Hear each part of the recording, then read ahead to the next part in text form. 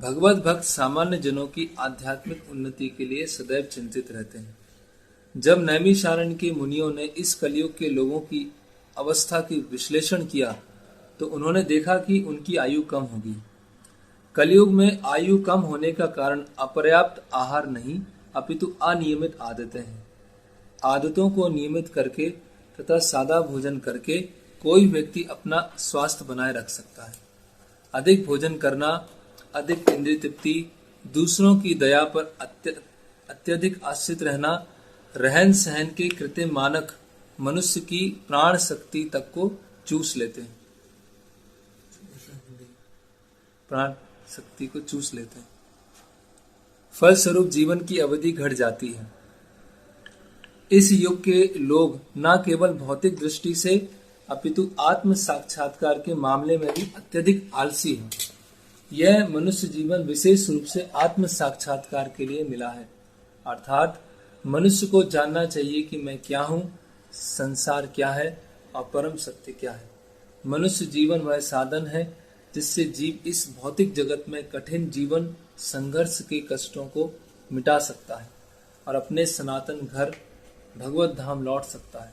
किंतु भ्रष्ट शिक्षा पद्धति के कारण लोगों में आत्म साक्षात्कार की इच्छा ही नहीं उठती।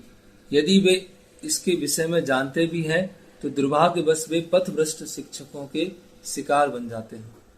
इस युग में लोग न केवल विभिन्न राजनीतिक वर्गों तथा दलों के शिकार हैं अपितु विभिन्न प्रकार के इंद्रिय तृप्ति करने वाले विपथनों से भी ग्रस्त हैं, जैसे कि सिनेमा, खेलकूद, जुआ, क्लब, संसारिक पुस्तकालय, बुरी संगति, धूम्रपान, मदिरापान, छलावा, चोरी, मनमुटाव आदि आदि। अनेकानेक व्यस्तताओं के कारण उनके मन सदैव विचलित एवं चिंताओं से ग्रस्त रहते हैं।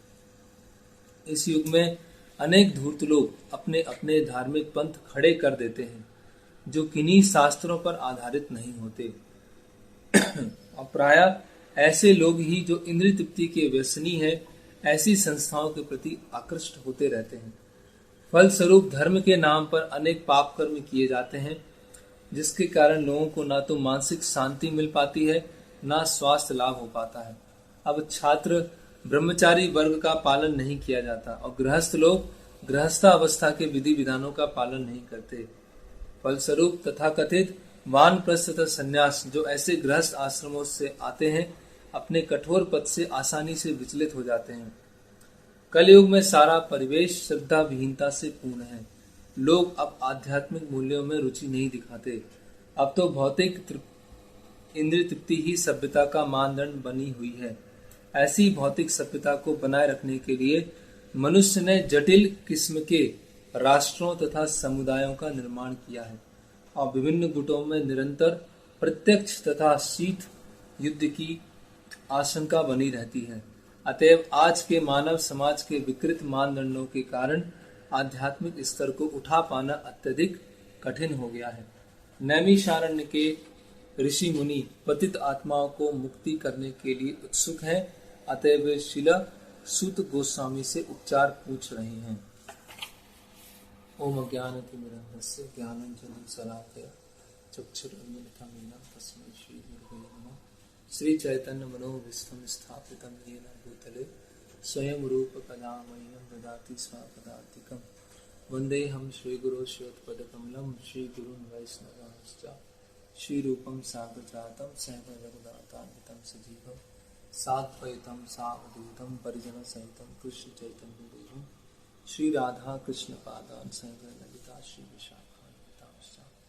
नमः ओं विष्णुपादाय कृष्ण पृष्ठाय भूतले श्रीमते भक्तिवेदांत स्वामिते नामिने।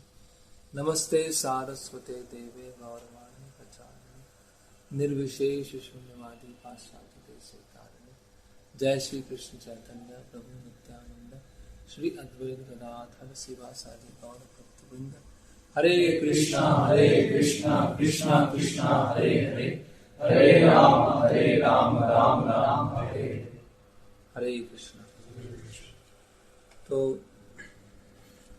यहाँ पर वृत्तांत चल रहा है कि नैमिषारण्य के जो सौनक आदि ऋषि हैं वो सुत गोस्वामी से प्रश्न पूछ रहे हैं। तो 6 तरह के प्रश्न पूछे उन्होंने। तो प्रश्न पूछने की जो सीरीज है, श्रृंखला है, उसमें बीच में ये श्लोक आता है।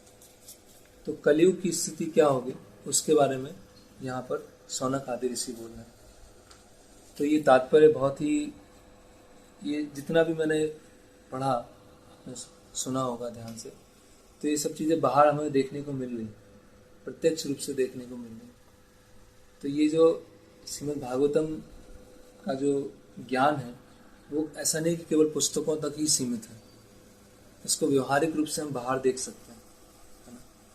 और जो श्रील प्रभुपाद हैं, उन्होंने ये प्रथम स्कंद कब लिखा? जब वो वृंदावन में रहते थे, वृंदावन में राधा दामोदर मंदिर में रहते थे, उस समय ये उन्होंने फर्स्ट कैंटो लिखा।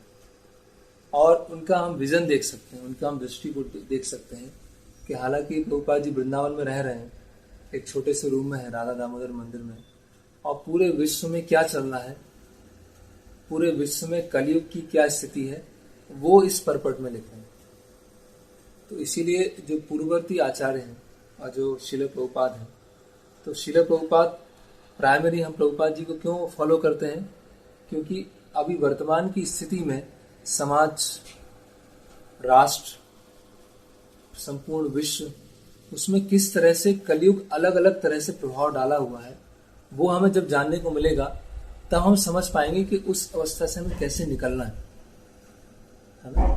जैसे कि और अन्य जो पुस्तकें होती हैं उसमें अधिकतर ऐसा बताया जाता है कि भगवान है, भगवान की सेवा करना है, भगवान बहुत सुंदर है, भगवान को भोग लगाना है।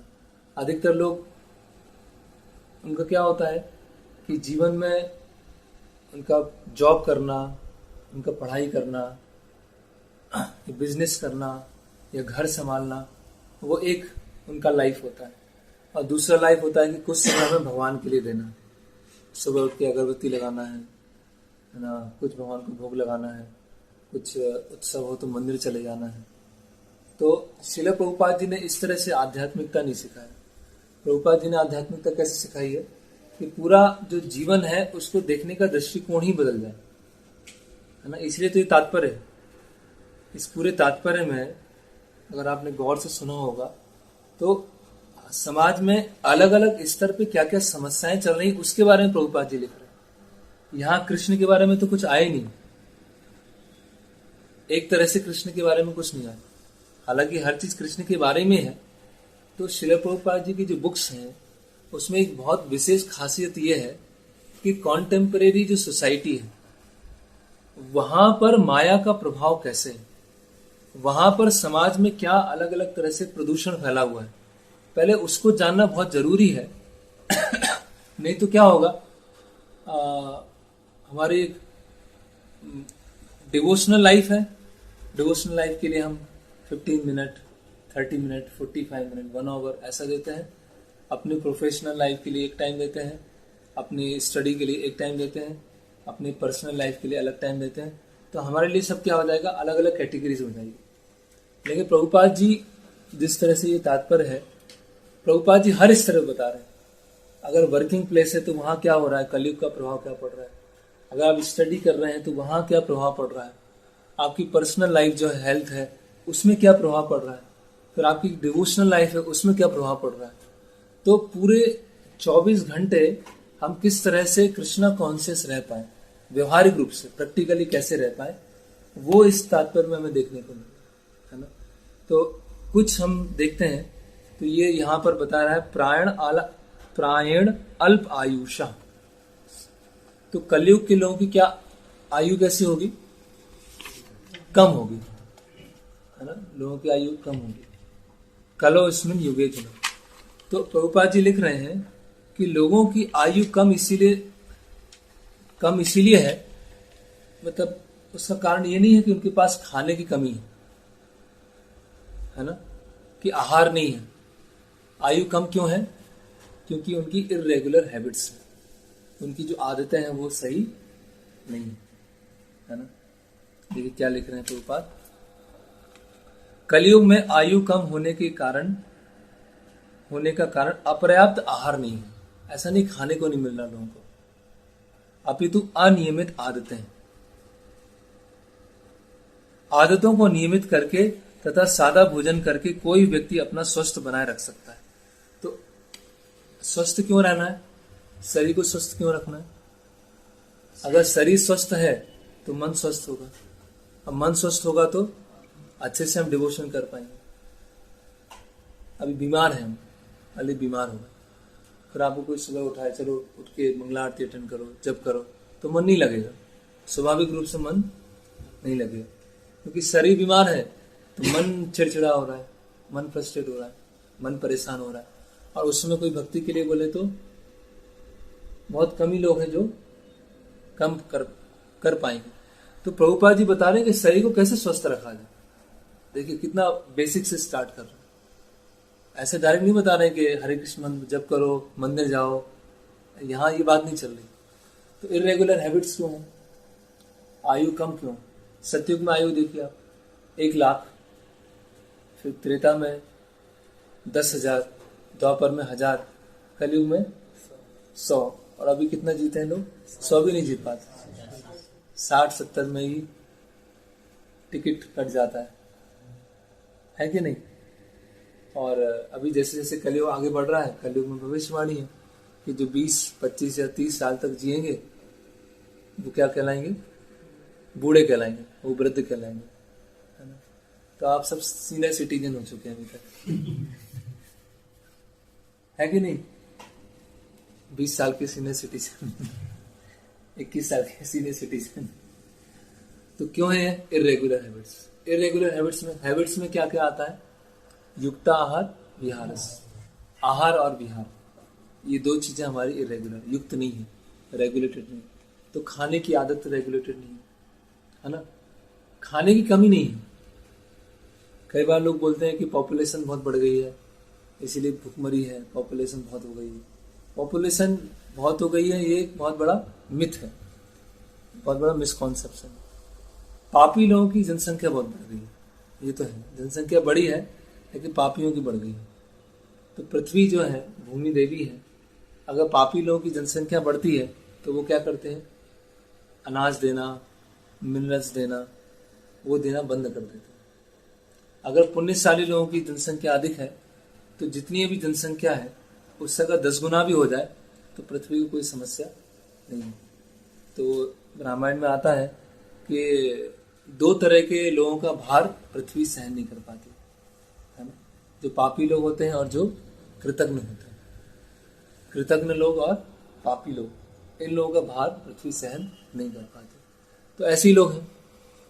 प्रकृति से हम सब कुछ ले रहे हैं, जैसे सब कुछ कपड़ा है, बहुत बेसिक चीज देखें तो कपड़ा कौन बनाता है? रेमंड्स बनाता है, ली कूपर बनाता है कपड़ा। कौन बनाता है कपड़ा? कपड़ा कहाँ से आता है? कपास से आता है। कॉटन, कॉटन कहाँ से आता है? पेड़ से आता है। पेड़ किसने बनाया? साइंटिस्ट ने नहीं बनाया। तो कपड़ा कहाँ से आया? पेड़ से आया। पेड़ कहाँ से? प्रकृति से आया। प्रकृति किसने दी है? मध्यक्षेण प्रकृति सूयते सचराचरम, मेरी अध्यक्षता में ये प्रकृति काम करती है। करेक्ट? इलेक्ट्रिसिटी है। इलेक्ट्रिसिटी कहाँ से आई? अलग अलग सोर्सेस क्या है इलेक्ट्रिसिटी के? कोल है और वाटर है और सोलर है। एक एक करके देख लीजिए। कोल कहाँ से आया? जमीन से आया। किसी साइंटिस्ट ने बनाया? नहीं बनाया। साइंटिस्ट ने उसको प्रोसेस किया बस, लेकिन उसका रॉ मटेरियल कहाँ से आया? भूमि से आया। सूर्य, सोलर एनर्जी वो कहाँ से मिल रही है? सूर्य से मिल रही है। और वाटर, वाटर से कैसे होता है? डैम बनता है। डैम बनता है तो पानी जो आया, डैम किससे बना? मटेरियल, अर्थ, वाटर, फायर, तो वो किससे आया? प्रकृति से आया। करेक्ट? इलेक्ट्रिसिटी, बेसिक, रोटी, कपड़ा, मकान होता है ना। रोटी कहाँ से आई? प्रकृति से आई। खेत, है ना? रोटी, कपड़ा, कपड़ा प्रकृति से आया। मकान, मकान में जो रॉ मटेरियल है, कोई सिविल इंजीनियर लेके आया, सरिया वो लेके आया, उसके जो मेटल है, उसका जो सीमेंट है, उसका जो रेत है, वो सब कुछ कहाँ से आया? प्रकृति से आए। तो अगर प्रकृति से हम लिए जा रहे हैं और कुछ हम दे नहीं रहे, तो क्या उसको क्या बोलते हैं? कृतज्ञ, अनग्रेटफुल। जो ग्रेटफुल नहीं है वो क्या है? ग्रेटफुल है वो। या तो ग्रेटफुल हो या ग्रेटफुल बन जाओ। ऐसे ग्रेटफुल जो बड़े बन जाते हैं, उसके कारण क्या होता है? फिर जो प्रकृति है वो देना बंद कर देती है। तो इरेगुलर हैबिट्स क्या है? अभी चलिए आप लोग तो बेस में हैं, तो थोड़ा सा हैबिट्स एक्सपेक्टेड है, ठीक हुआ होगा। लेकिन बाहर क्या चल रहा है? बाहर के लोगों की क्या हैबिट्स है? सोने का टाइम इतना जल्दी 3-4 इतना जल्दी सो जाते हैं? 12-1 बजे 3-4 2-3-4 उठते कब है? 8 बजे। इतनी जल्दी कोई नहीं उठता। 9-10 ऐसे उठते हैं। आयुर्वेद में नींद को बोला गया है भूत धात्री। भूत मतलब जीव, धात्री मतलब माँ।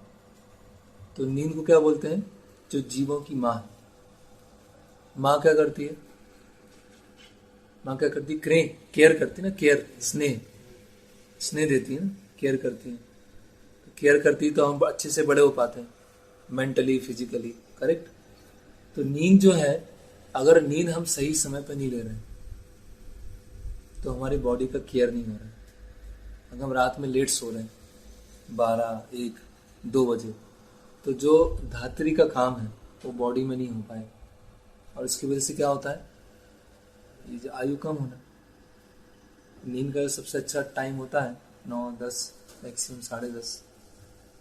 तो अभी आप सबका अलग अलग पढ़ाई, एग्जाम, वो सब होगा, लेकिन मैं इन जनरल प्रिंसिपल डिस्कस कर रहा हूँ। कैसे सेट करना है वो आपके ऊपर। तो अगर नींद हम बहुत लेट ले रहे हैं, नींद पर्याप्त रूप से नहीं ले रहे हैं, तो बॉडी का केयर नहीं होगा। जैसे कोई मशीन है, आप मशीन को चलाते रहो, मशीन को रेस्ट नहीं दो, तो क्या होगा? वो मशीन कुछ में खराब हो जाएगी। तो ये बहुत ही प्रैक्टिकल एग्जांपल है। आजकल लोग बीमार क्यों पड़ रहे हैं? उसका बहुत ही सिंपल रीजन है कि उनकी जो हैबिट्स हैं वो सही नहीं। उनका सोना, खाना वो नियमित नहीं।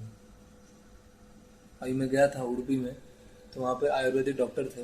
तो उन्होंने बताया कि अगर हम आहार को और निद्रा को व्यवस्थित कर लें तो आधे से अधिक बीमारी तो वैसे चली जाएंगी। आहार मतलब ये जो मेडिसिन है, जो आयुर्वेद है, उसमें मेडिसिन क्या है? खाना और सोना। अगर खाना और सोना नियमित है तो क्या होगा? बीमारी हमको लगेगी नहीं। तो निद्रा के बारे में बताया गया है, कुछ रूल्स हैं कि 10:30 रात में 10:30 बजे 10:30 बजे तक, मतलब 10:30 बजे टाइम पर आपको गहरी नींद आ जानी चाहिए। मतलब 10:30 से 1:30 बजे के बीच में जागे नहीं रहना। अगर 10:30 से 1:30 बजे हम जागे हुए हैं इन केस, तो शरीर में क्या बनता है? एसिड बनता है। मॉडर्न भाषा में बोलेंगे HCl, पेप्टिक जूस है ना। और आयुर्वेद की भाषा में क्या बोलेंगे? पित्त। तो पित्त क्या करता है? बॉडी को गर्म करता है। बॉडी को गर्म करेगा तो बॉडी को रेस्ट नहीं मिलेगा, माइंड को रेस्ट नहीं मिलेगा। इसीलिए आजकल लोग स्ट्रेस सहन नहीं कर पाते। क्यों? दिमाग क्यों फट जाता है लोगों का? फटता है, बेस में ही फटता है। फटा किसी का दिमाग? एक दूसरे के ऊपर फटता तो होगा है? फटा है आपका? क्यों? ऐसा क्यों है? लोग स्ट्रेस क्यों सहन नहीं कर पाते? क्योंकि उनकी हैबिट सही नहीं है। बहुत सिंपल रूल है। आजकल वो कोई प्रोटीन सप्लीमेंट्स लेते हैं बेस में? प्रोटीन सप्लीमेंट्स नहीं लेते? प्रोटीन सप्लीमेंट आते हैं, फिर रिवाइवल क्या आता है? रिवाइटल आता है। ऐसे बहुत सारी चीजें आती है, रिवाइटल, और ये सोया प्रोटीन,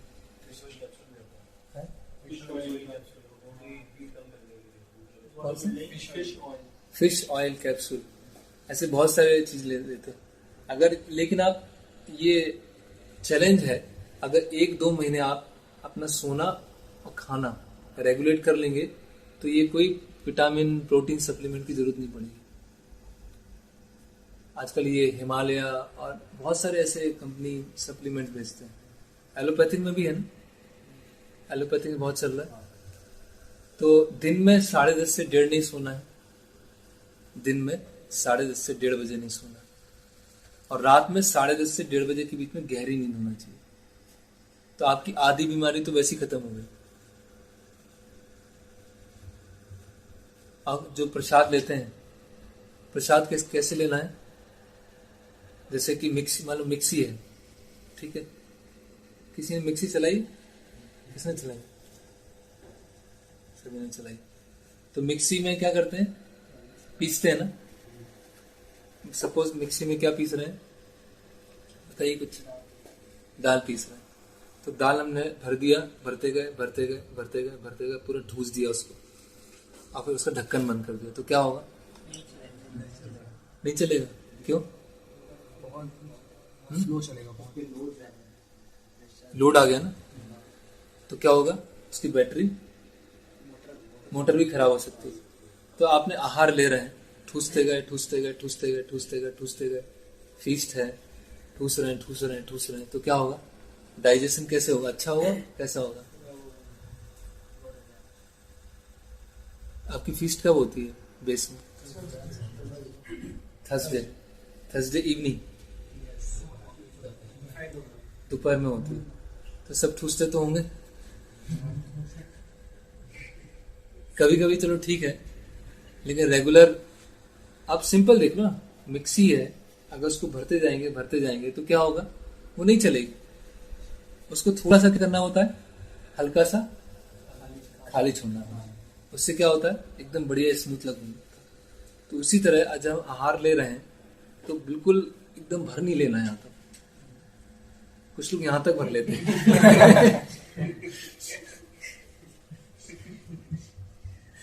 तो क्या होता है? जाते साथ आती भी मन हो जाती है। क्यों आती? क्योंकि भर लिया पूरा।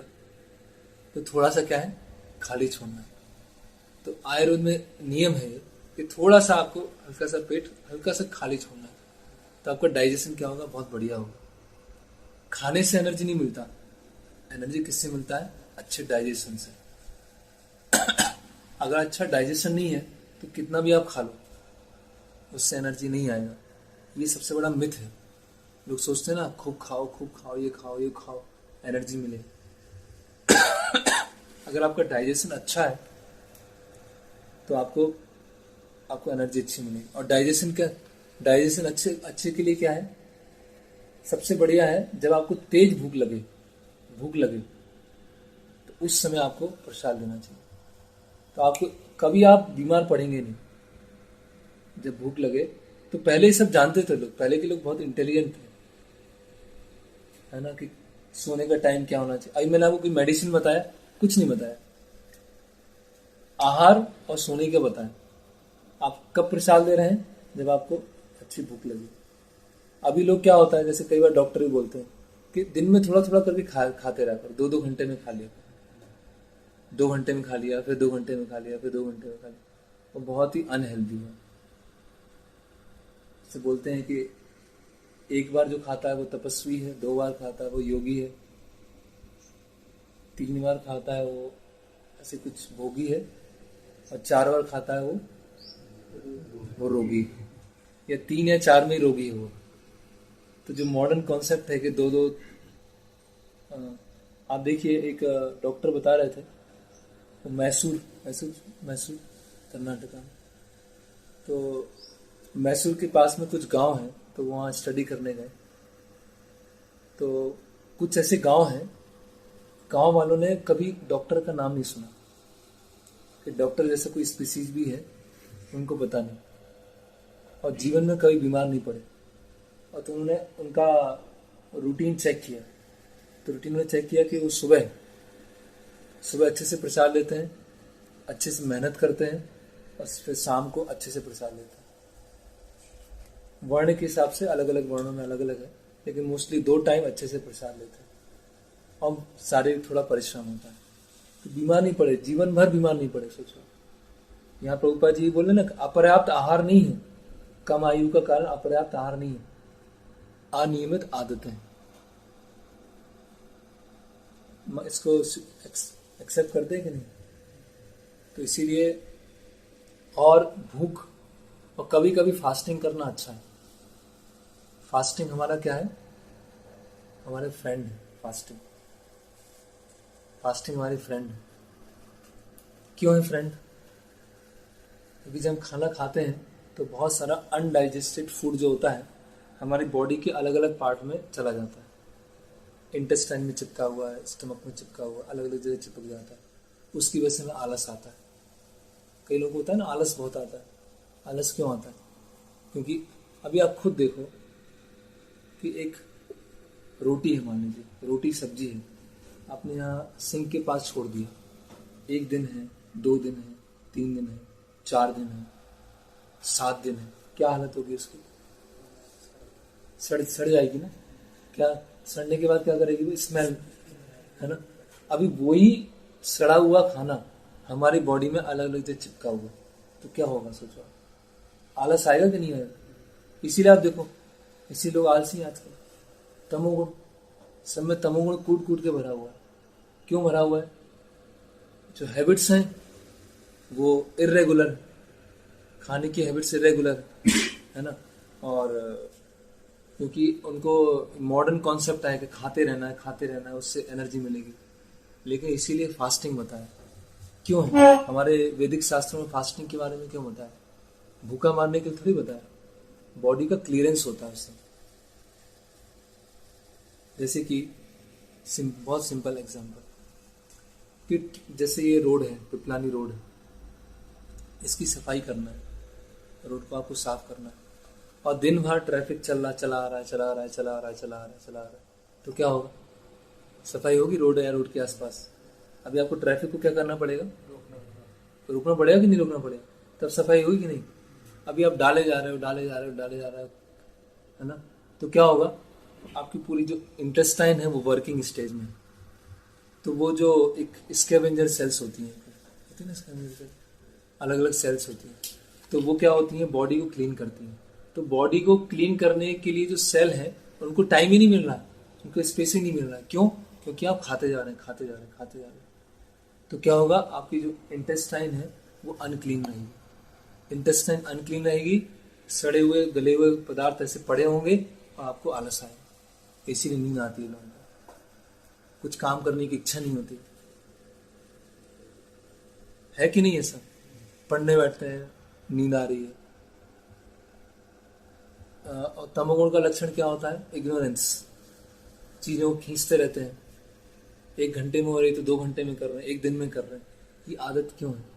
चलो डिवोशन की कमी है वो तो एक अलग बात है, लेकिन जो हम एकदम बेसिक लेवल पर आए, हमारा आहार और निद्रा क्या है? बहुत डिस्टर्ब। तो इसको सुधारने का प्रयास कर सकते हैं। इसलिए फास्टिंग रखना बॉडी के लिए बहुत अच्छा है। आजकल ये कॉन्सेप्ट आया है, एग्जैक्टली चेक करना पड़ेगा, इंटरमिटेंट फास्टिंग।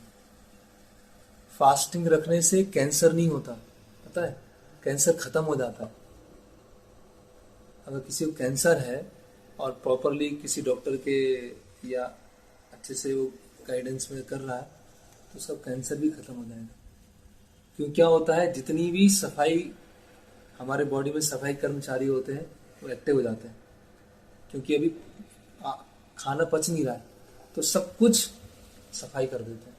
जितने भी टॉक्सिन्स होते हैं, अलग अलग ऐसी सेल्स होती हैं जो बॉडी के लिए हार्मफुल होती है, सब खत्म कर देते हैं। तो आप ये करके देखिए, आपको भक्ति करने में भी उत्साह आएगा, सुबह उठने में भी अच्छा लगेगा, फ्रेश लगेगा। सुबह क्या लगता है? अरे यार प्रभु जी रोज उठा देते हैं, मन नहीं करता।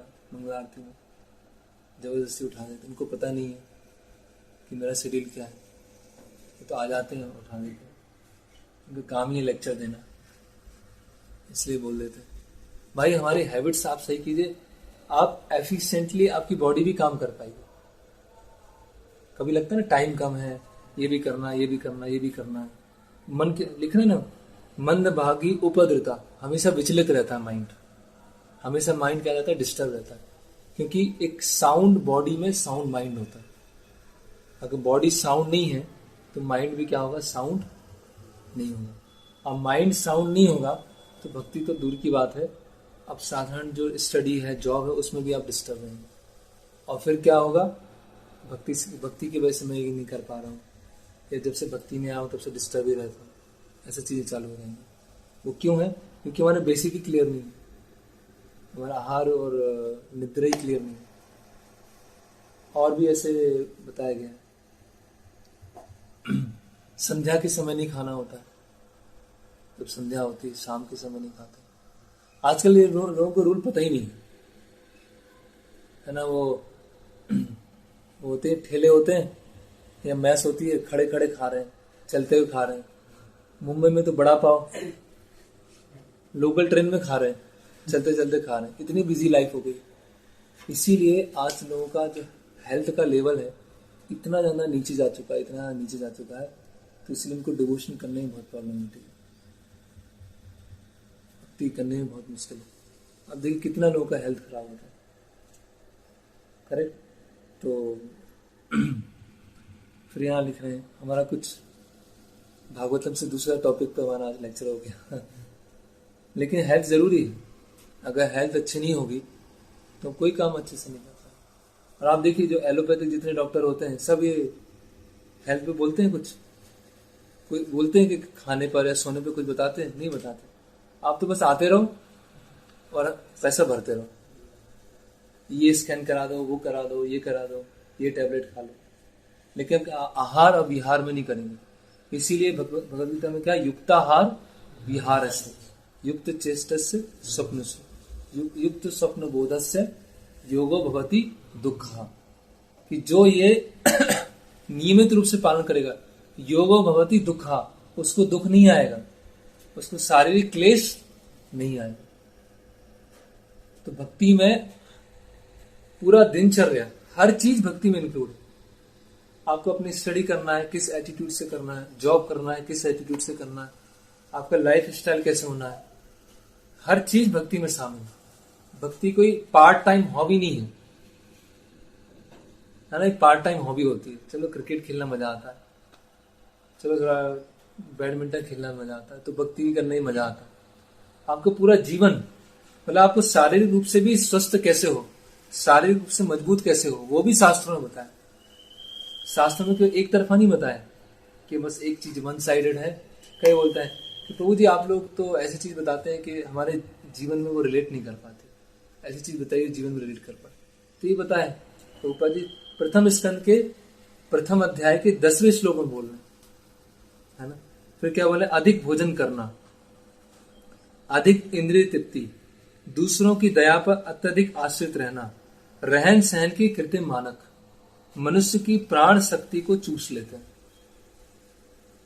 पूरा एनर्जी को क्या कर लेते हैं, वो खत्म कर लेते हैं। अधिक भोजन करना,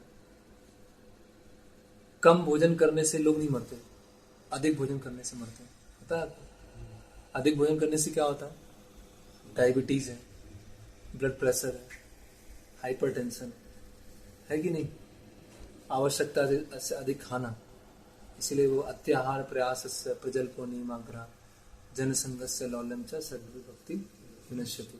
तो अत्याहार, आवश्यकता से अधिक भोजन करना। आप ये रूल बना लीजिए, अगर आपने याद कर लिया कि अधिक भोजन करने से एनर्जी नहीं मिलती, आपका अग्नि, आपका डाइजेशन अच्छे होने से आपको एनर्जी मिलेगी।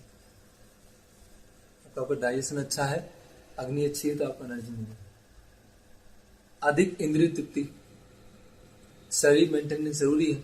जैसे इंद्रिय तृप्ति की तुलना प्रभुपाद जी किससे करते हैं, नमक से करते हैं, एक जगह करते हैं। जो सेंस ग्रेटिफिकेशन की तुलना कैसे करते हैं, नमक से।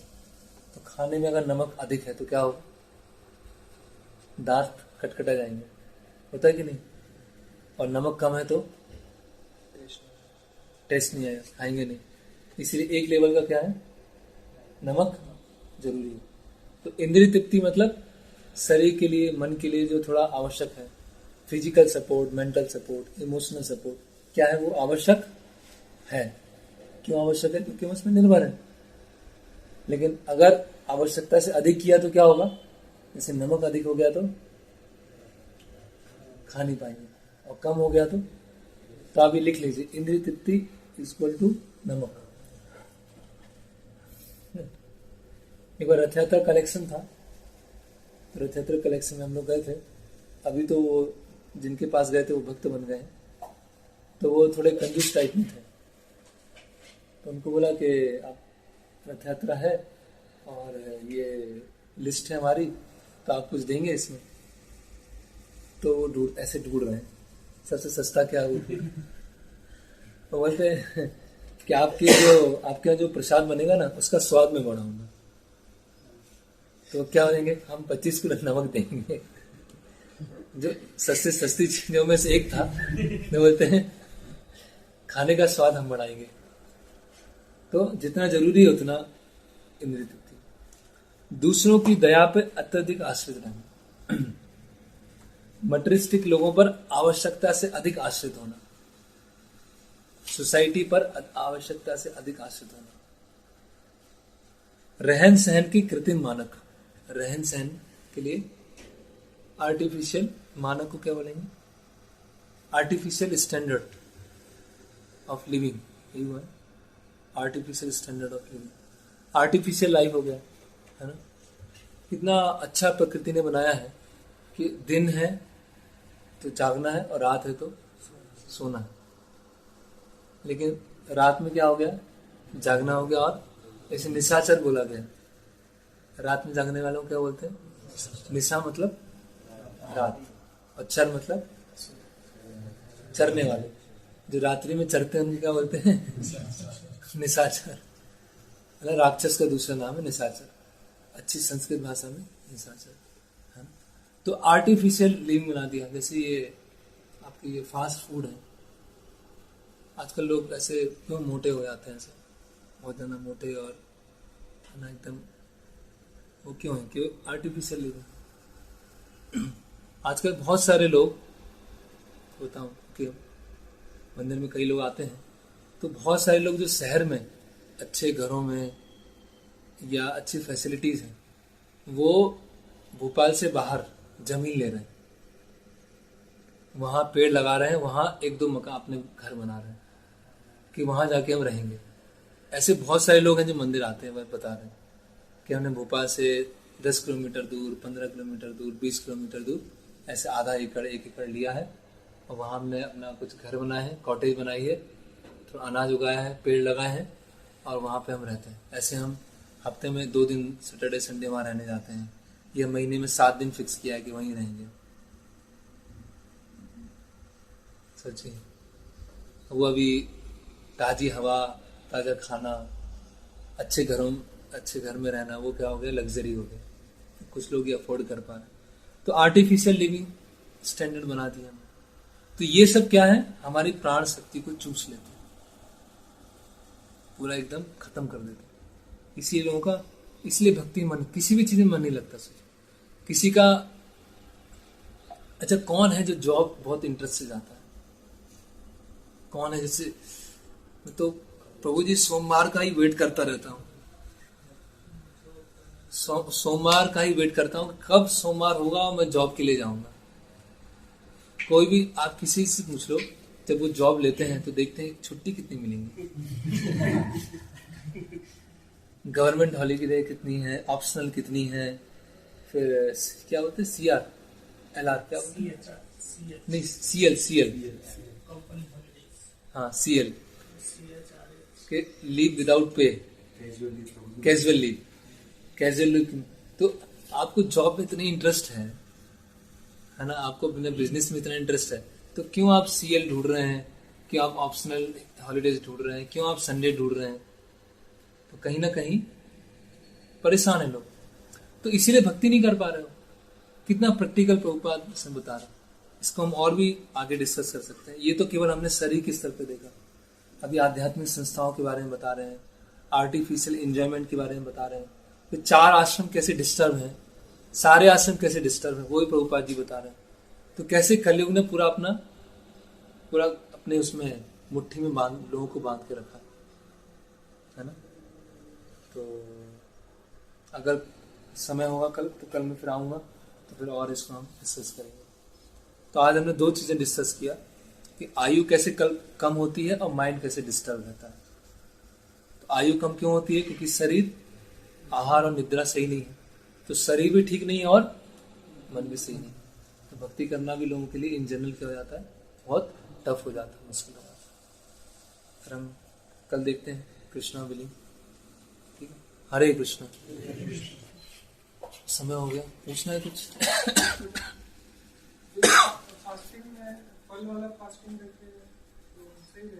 हाँ, डिपेंड करता है आपकी शरीर की स्थिति क्या है। अगर हम फास्टिंग करें, पानी पे भी रख सकते हैं या थोड़ा सा फल ले लिया। मतलब अगर थोड़ा भूख लगे हमको, आप ये समझिए कि अगर भूख लग रही है और थोड़ा सा भूख परेशान कर रही है, तो आपके टॉक्सिन सब खींच रहे हैं बॉडी में से। और जब आप प्रसाद लेंगे, फास्टिंग के बाद फीस्टिंग नहीं होना चाहिए। कभी कभी मंदिर में हो जाती है, फास्टिंग होती है, मशीन रेस्ट पे है और एकदम ऐसी तेजी से मशीन चलाएगी, तो फास्टिंग के बाद तो फल पे भी रह सकते हैं, पानी पे भी रह सकते हैं। आप देखेंगे खुद अपनी, ये रिसर्च आप गूगल पे सर्च कीजिएगा कि कैंसर के पेशेंट्स फास्टिंग से ठीक हुए, फास्टिंग करने से कैंसर पेशेंट ठीक हुए, एक रिसर्च है। और जो हमारे आयुर्वेद में तो बहुत बताइए। और कोई क्वेश्चन? क्या हमारा तो एकादशी है, हर 15 दिन में होती एकादशी। अच्छे से करें। हम लोग भी एकादशी करते हैं आप लोग सब? हाँ, तो बस एकादशी अच्छे से करें। एकादशी में सुबह लेते हैं तो सुबह पूरा एकदम ठूस ना लें पानी। हाँ, मैं बताया ना, शरीर की परिस्थिति के अनुसार, इसमें कोई ऐसा नियम नहीं है। आपके शरीर कितना आपको सपोर्ट करे, पानी पी सकते हैं, जूस पी सकते हैं, कुछ फल खा लिया, जितना आपका शरीर, ऐसा नहीं कि आपको बहुत एकदम कमजोरी आ गई, वो स्थिति नहीं होना चाहिए।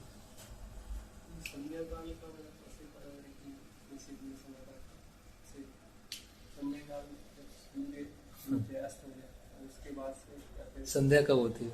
संध्या काल में सोना भी नहीं चाहिए और संध्या काल में खाना भी नहीं चाहिए। संध्या कैसे? इसका ड्यूरेशन कितना है? कोई आप बताएंगे? हाँ, नहीं, हाँ, समझ गया। कोई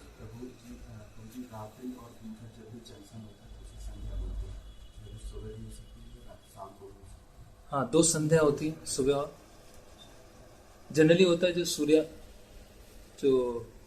सूर्य उदय से थोड़े से पहले के टाइम होता है। जनरली उसमें ऐसा बोलते हैं कि बाहर अंधेरा नहीं है, रोशनी है, लेकिन उस समय सूर्य भी नहीं है, चंद्रमा भी नहीं है और तारे भी नहीं है। सूर्य, चंद्रमा और तारे कोई नहीं है, लेकिन रोशनी है। तो शाम को भी आप देख सकते हैं और सुबह भी देख सकते हैं, उसको संध्या काल में। तो संध्या काल समय क्या होता है? शिव जी के पार्षद घूमते रहते हैं, भागवतम में आता है 3रे स्कंद। तो उस समय, इसीलिए उस समय संध्या बंदन होता है, गायत्री होता है, संध्या आरती होती है, कोई स्पिरिचुअल एक्टिविटी होना चाहिए, खाना सोना वो नहीं होना चाहिए। ठीक है। शास्त्र में गेम कौन सा खेलने के लिए